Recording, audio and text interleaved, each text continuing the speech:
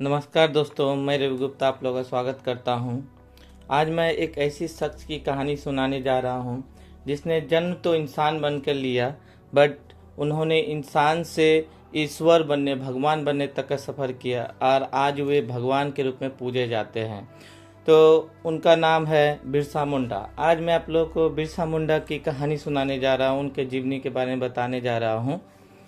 तो वे भारतीय आदिवासी स्वतंत्रता सेनानी और मुंडा जनजाति के लोक नायक, जिन्हें इतिहास के स्वर्ण अक्षरों में धरती आबा या पृथ्वी का पिता के रूप में जाना जाता है।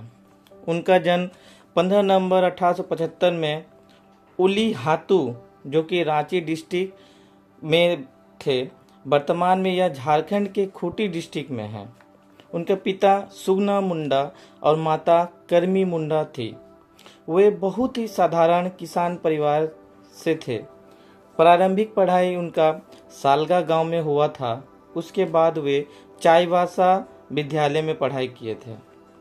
युवावस्था में पूर्ण ऊर्जा, उत्साह और साहस के बल पर वे 19वीं शताब्दी में आदिवासियों के लोकनायक के रूप में उभरे। जब अंग्रेजों ने कुटिल नीति बनाकर आदिवासियों के जल, जंगल और जमीन और उनके प्राकृतिक संसाधनों से बेदखल करने लगे, तब उन लोगों के लोकनायक यानी बिरसा मुंडा जी ने अंग्रेजों के खिलाफ सभी आदिवासी भाइयों को संगठित करके एक महाविद्रोह की शुरुआत किया, जिसे इतिहास में उलगुलान विद्रोह के नाम से भी जाना जाता है। वे गरीब आदिवासियों की आर्थिक, सामाजिक, धार्मिक, सांस्कृतिक रूप से सहायता करने लगे। उन्होंने सभी आदिवासियों को यह बताया कि हैजा, चेचक, सांप से काटना इत्यादि ईश्वर की मर्जी नहीं है। इससे यदि हम लोग सही तरीके से समझेंगे तो इससे बचा जा सकता है। उन्होंने ईसाई मिशनरियों के कुचक्र से बचने का उपाय भी बताया। वे स्वयं वैष्णव धर्म से प्रेरित थे।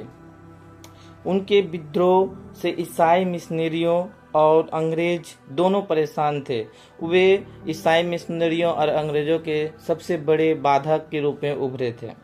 उन्होंने षड्यंत्र रचकर उनके अपनों से ही कुछ पैसों का लालच देकर उन्हें पकड़ लिया और 3 मार्च को उनको गिरफ्तार कर लिया गया।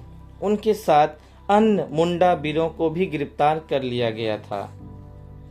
9 जून 1900 में उन्हें जेल में ही जहर देकर मात्र 25 वर्ष की आयु में ही उन्हें मार दिया गया, जिसे कि आधिकारिक तौर पे हैजा बताया गया है। भारत सरकार द्वारा उनके जन्मदिन यानी 15 नवंबर के दिन जनजातीय गौरव दिवस के रूप में प्रतिवर्ष मनाने का घोषित किया गया और यह 10 नवंबर 2021 से प्रारंभ हुआ। उनके समाधि रांची के कोकर में स्थित है। आज उनके नाम पर ही केंद्रीय कारागार और बिरसा मुंडा इंटरनेशनल एयरपोर्ट है।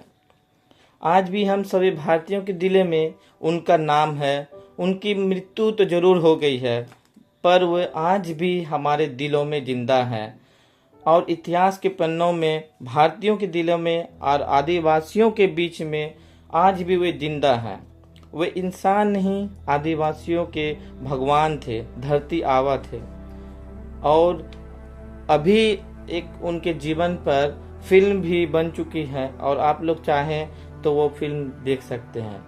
यह वो एक ऐसे इंसान की कहानी है जिन्होंने जन्म तो इंसान बनकर लिया, बट वो जब उनकी मृत्यु हुई तो वह इंसान से भगवान बन गए।